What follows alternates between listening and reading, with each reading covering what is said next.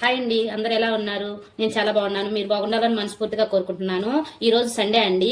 Sunday రోజు మీరు ఏం చేసుకున్నారో కామెంట్ చేయండి. మేమైతే చేప తీసుకొని వచ్చుకున్నామండి. ఇది క్లీనింగ్, అది ఎలా క్లీన్ చేసుకోవాలి, నెల్లూరు స్టైల్లో ఎలా చేపల పులుసు చేసుకోవాలో ఈ వీడియోలో చూపిస్తాను.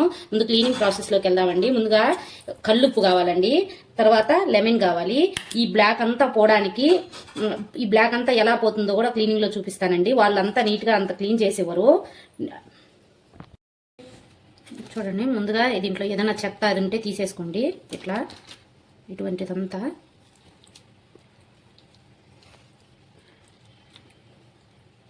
ఇట్లాంటిదంతా తీసేసుకోండి. తర్వాత క్లీన్ చేసుకున్నాము. క్లీనింగ్ ప్రాసెస్లోకి వెళ్దాము. ఇదంతా రాదండి, అవి తోముకోవడంలో ఉంటుందండి. చూడండి, ఇట్లాంటి బొలికంతా తీసేసుకోవాలండి. చూడండి, ఇట్లాంటిదంతా ఉంటుంది. ముందు చాక్తో అట్లా తలకాయండి ఇది. దీనికంతా ఇట్లా తీసేసుకున్నామంటే నీట్గా ఉంటుంది. చాలా మట్టి క్లీన్ చేసిస్తారండి, కాకపోతే మనం చేసుకోవాలి. ఇట్లా బ్లాక్ అంతా తీసేసుకోవాలండి.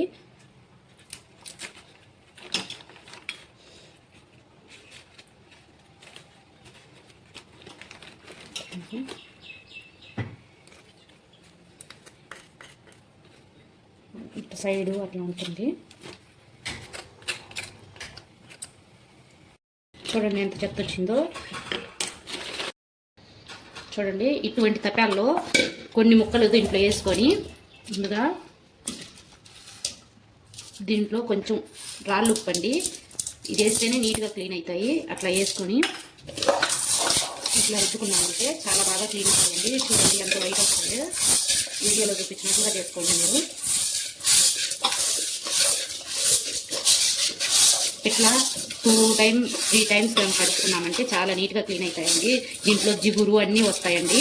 అదంతా క్లీన్ అయిపోతుంది. మామూలుగా కడిగామంటే పోదు, ఇట్లా కడిగామంటే చాలా బాగా పోతుంది.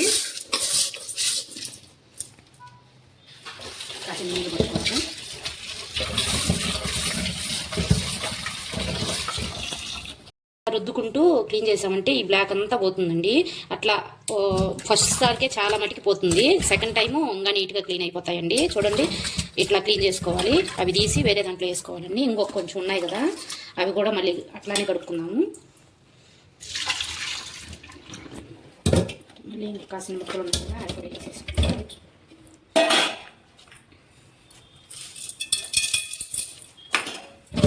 చేపలు ఎంత నీట్గా కడుక్కుంటే అంత బాగుంటాయండి.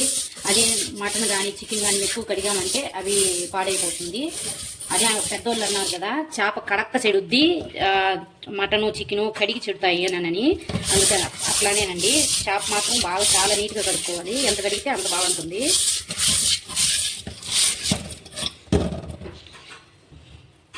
చూడండి, కాసేపు రుద్దామంటే చాలా నీట్గా పోతుందండి. అంటే ఇంతకుముందు కుండల్లో కడుక్కునే వాళ్ళండి అమ్మ వాళ్ళు. చూడండి, జిగురు అంతా చాలా మటుకు ఉప్పు వేసామంటే వచ్చేస్తుందండి. ముళ్ళు ఉంటాయి, జాగ్రత్తగా కడుక్కోవాలండి. ఇటువంటిది ఏదైనా ఉంటే అప్పుడే కడుక్కుంటూనే రుద్దుకుంటూ క్లీన్ చేసేసుకున్నామంటే చాలా నీట్గా వస్తుందండి. కొందరైతే ఏది క్లీన్ చేయరండి. మాకు నెల్లూరు సైడ్ బాగా నీట్గా కట్ చేసిస్తారండి. కట్ చేసి ఇంకేమో అయినా మనం కడుక్కున్నామంటే చాలా బాగుంటుంది. ఇదండి, ఈ బ్లాక్ అంతా వచ్చేస్తుందండి. అట్లా ఇది కూడా దాంట్లో వేసుకోవాలండి. ఫస్ట్ టైంకే చాలా నీట్గా పోయాయండి. ఇంకొకసారి క్లీన్ చేసుకున్నామంటే ఇంకా చాలా నీట్గా పోతుందండి. ఇప్పుడు చూడండి, దీంట్లోనే కళ్ళు వేసేస్తాను.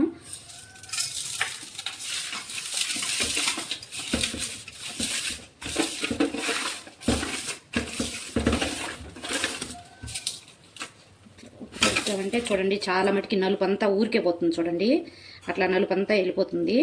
కడుక్కునే దాన్ని బట్టి ఉంటుందండి. కడుక్కోకుండా అట్లా నల్లాడిదంతా ఉంచుకోకూడదండి. అలానే ఒకసారి నిమ్మకాయ ఇలా కల్లుప్పు వేసి క్లీన్ చేసామంటే ముక్కలు చాలా గట్టి పడతాయి, చాలా బాగుంటాయండి, ఫ్రెష్గా ఉంటాయి.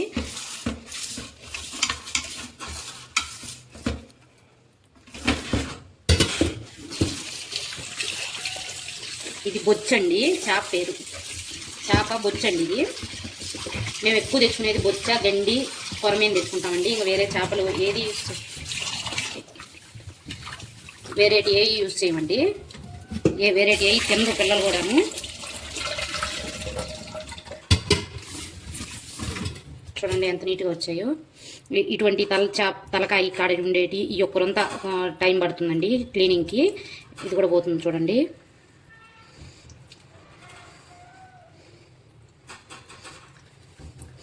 ఇలానే కాస్త ఉప్పు, లెమన్ పిండుకోండి. ఒక్కటి సరిపోతుంది. లెమన్ పిండామంటే ఇంకా ఏదన్నా కొంచెం నలుపు అట్లాంటివన్నీ వచ్చేస్తాయండి. చాలా బాగా నీట్గా క్లీన్ అవుతాయి. లెమన్ ఎందుకంటే నీచు వాసన ఇది ఏది లేకుండా చాలా శుభ్రంగా ఉంటాయండి. అసలు నీచు వాసనే రాదు కూర కూడాను.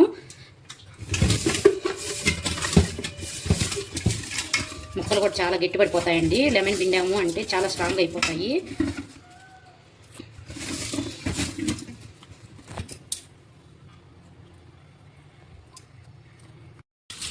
చూడండి ఎంత నీట్గా అయిపోయాయో. ఇట్లా వైట్గా వాటర్ వచ్చేదాకా కడుక్కున్నామంటే చాలా బాగా క్లీన్ అయిపోతాయండి. ఇంత ఫ్రెష్గా ఇంత నీట్గా కడుక్కున్నామంటే చాలా టేస్ట్ కూడా చాలా బాగుంటుందండి. చూడండి అలా వాటర్ అలా ఉన్న తర్వాత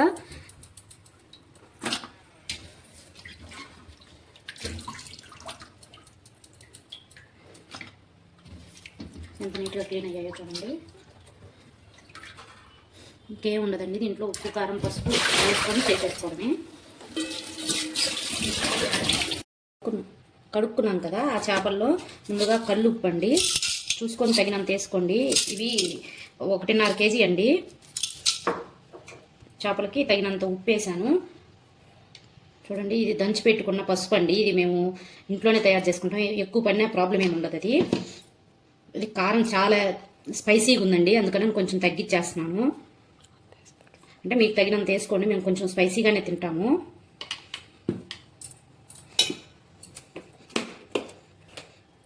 కొంచెం అల్లం వెల్లుల్లి పేస్ట్ అండి.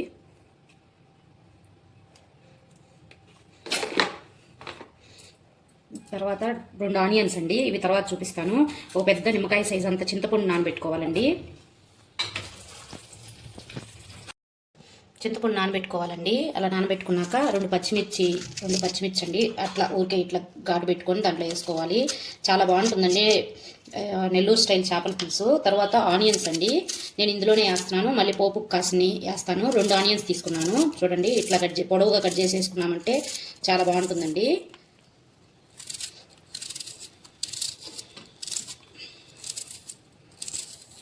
ఇలా మొత్తం కలుపుకోవాలండి. బాగా ముక్కలకు పట్టేటట్టు కలుపుకోవాలి.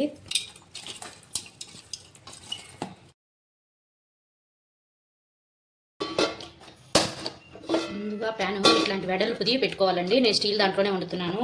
స్టీల్ అయితే చాలా మంచిదండి ఇట్లా పులుసులకి వాటికి. ముందుగా ఆయిల్ వేసుకోవాలి దీంట్లో. అంటే కొంచెం చేపల పులుసు కాబట్టి కొంచెం ఆయిల్ ఎక్కువగానే పడుతుందండి. కొంచెం ఆయిల్ ఎక్కువ వేసుకున్నామంటే చాలా బాగుంటుంది. ఆయిల్ కాగినాక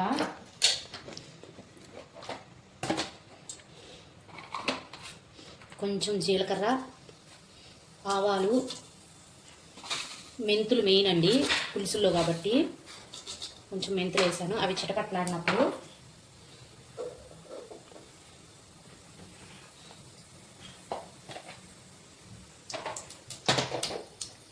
ఇలా చిట్టని సౌండ్ వచ్చినప్పుడు ఆవాలు అవి పగులుతాయి కదా, అప్పుడు కొంచెం ఆనియన్స్ వేసుకోవాలండి. మంట తగ్గించుకొని ఆనియన్స్ వేసేసుకోవాలి. అందులోనే 2 ఎండుమిర్చి,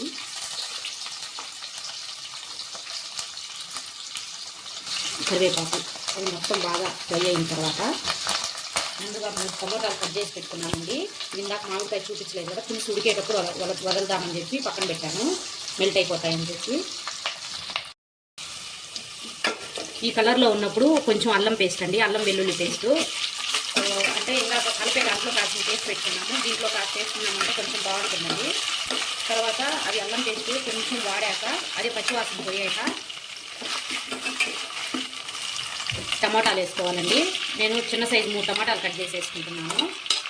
అంటే ఇది గ్రేవీ బాగా వస్తుందండి టమాటాలు వేసుకున్నానంటే.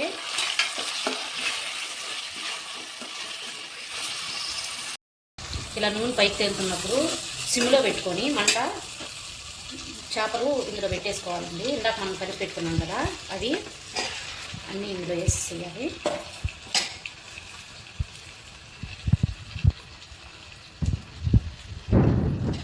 తర్వాత దీంట్లో మనం వేసేసుకున్న దాంట్లో చింతపండు గుజ్జు పోసుకోవాలండి. చింతపండు పీసు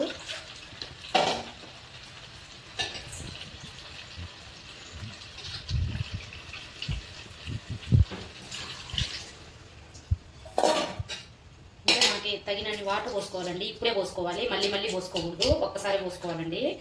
ఎక్కువసార్లు పోసామంటే టేస్ట్ చాలా చేంజ్ అయిపోతుంది. అసలు అట్లా పోసుకోకూడదు. తగినన్ని ఇప్పుడే వేసేసుకోవాలండి. వాటర్ ఎన్ని కావాలో అంత.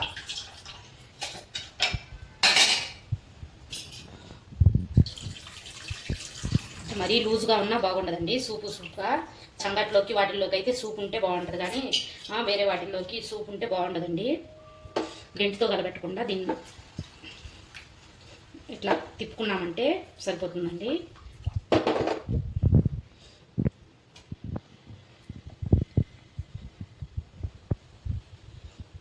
కాసిన వాటర్ వేస్తానండి. ఇది మెయిన్ అండి, చేపల పొడి మసాలా. ముందుగా ధనియాలండి 1 స్పూను, అందులోనే మెంతులండి అవి చిన్న స్పూను. మరీ ఎక్కువ వేసామంటే చేదొస్తాయండి. తర్వాత అవి కొంచెం వెచ్చబడ్డాక అంటే డ్రై రోస్ట్ చేసుకోవాలండి. తర్వాత ఆవాలు 1.5 స్పూన్ అండి, చిన్న స్పూన్తో.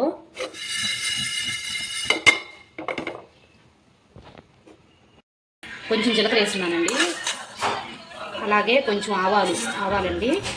ఇవి కొంచెం ఎక్కువ పడతాయి. ఇవి సిమ్లోనే డ్రై రోస్ట్ చేసుకోవాలండి. అన్నీ ఆవాలు చిరపట్లాడేటప్పుడు ఆఫ్ చేసుకోవాలండి. అప్పుడు ఆఫ్ చేసుకోవాలండి. చిట్చిట అంటున్నాయి చూడండి. స్టవ్ ఆఫ్ చేసుకొని చల్లారినాక పౌడర్ పట్టించుకోవాలండి. దీంట్లో పౌడర్ పట్టేటప్పుడు అవి తెల్లగడ్డ వేసుకోవాలండి. అట్లానే పొట్టు తీయకుండానే వేసేయండి, బాగుంటుంది.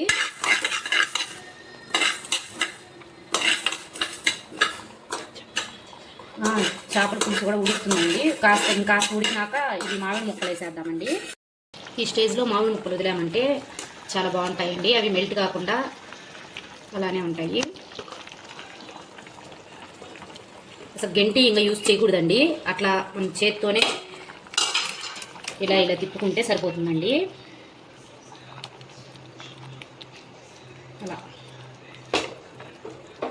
ఇది ఉడికిందో లేదో అది ఎలా కూడా చెప్తానండి. వీడియో లాస్ట్ వరకు చూడండి. ఇవ్వండి, ఇవి చల్లారాయి. ఇందులో మిక్సీ గిన్నెలో వేస్తున్నాను. అవి ముందు మెత్తగా పౌడర్ చేసుకోవాలండి. తర్వాత తెల్లగడ్డ వేసుకోవాలి. చూడండి, ఇలా పౌడర్ అయినాక ఇవి తెల్లుల్లిపాయలు అండి. ఇవి అట్లా వేసేసుకొని దాన్ని కూడా అట్లానే పౌడర్ చేసుకోవాలండి. పొక్కు తీయకూడదు. చూడండి, ఇలా పౌడర్ అండి. దీన్ని ఇట్లానే మూత పెట్టి ఉంచుకోండి. చేపల పులుసు లాస్ట్ స్టేజ్లో దీన్ని వేసుకోవాలండి. చూడండి, ఈ స్టేజ్లో పౌడర్ వేసుకోవాలండి. అలా చల్లుకున్నామంటే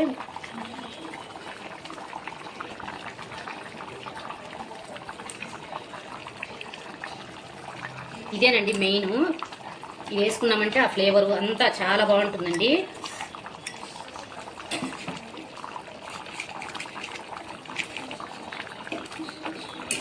అది వేసినాక కాస్త గంటి పెట్టకుండా అట్లా కలబెట్టుకున్నామంటే మనకి ఉడికిందో లేదో తెలవడానికి ఇందాక మనం ఆనియన్స్ చేపల ముక్కల్లోనే వేసాం కదా, అవి తీసుకున్నామంటే తెలిసిపోతుందండి చేప ఉడికిందో లేదో.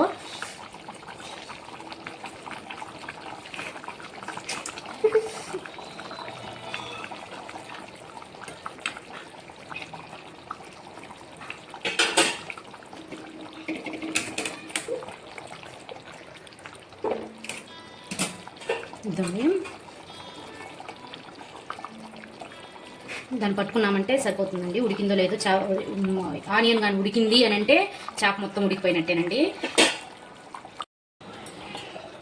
ఈ స్టేజ్లో లాస్ట్ అండి ఫైనల్ వెన్నపూస వేసుకున్నామంటే మనకి ఇంటికాడ ఉండేది చాలా బాగుంటుందండి. కొంచెం ఉంటే వేసుకోండి, లేకపోతే లేదండి, ఇది ఆప్షనల్.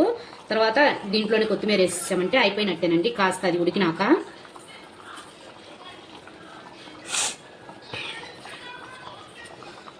వెనపోసు కరిగిపోయింది అని అంటే అయిపోయినట్టండి. మూత పెట్టేసుకొని ఆఫ్ చేసుకోవడమేనండి. చూడండి అయిపోయింది. ఇలా నూనె పైకి తేలుతుంది కదా, అయిపోయినట్టండి. వెన్న వేసిన తర్వాత ఒక అట్లా 2 minutes అట్లా ఉంచామంటే మగ్గిపోయినట్టు అయిపోయి ఉంటుంది. ఇదిగోండి ఆనియన్స్ కూడా ఉడికిపోయాయండి. ఆల్మోస్ట్ ఆనియన్స్ ఉడికాయి అని అంటే చాప్ మొత్తం ఉడికిపోయినట్టేనండి. చూడండి ఇలా నూనె పైకి తేలినప్పుడు అయిపోయినట్టండి. ఓకేనండి, మన వీడియో నచ్చినట్లయితే లైక్ చేయండి, షేర్ చేయండి, సబ్స్క్రైబ్ చేయండి. ఇలాంటి వీడియోస్ కావాలంటే డైలీ సండే ఓన్లీ కర్రీస్ అవి అప్లోడ్ చేస్తానండి. ప్రతిరోజు ముగ్గురు వీడియో అప్లోడ్ చేస్తాను. ఇటువంటివి కావాలంటే కామెంట్ చేయండి. ఓకేనండి, థ్యాంక్ యూ ఫర్ వాచింగ్. ఓకేనండి, బాయ్.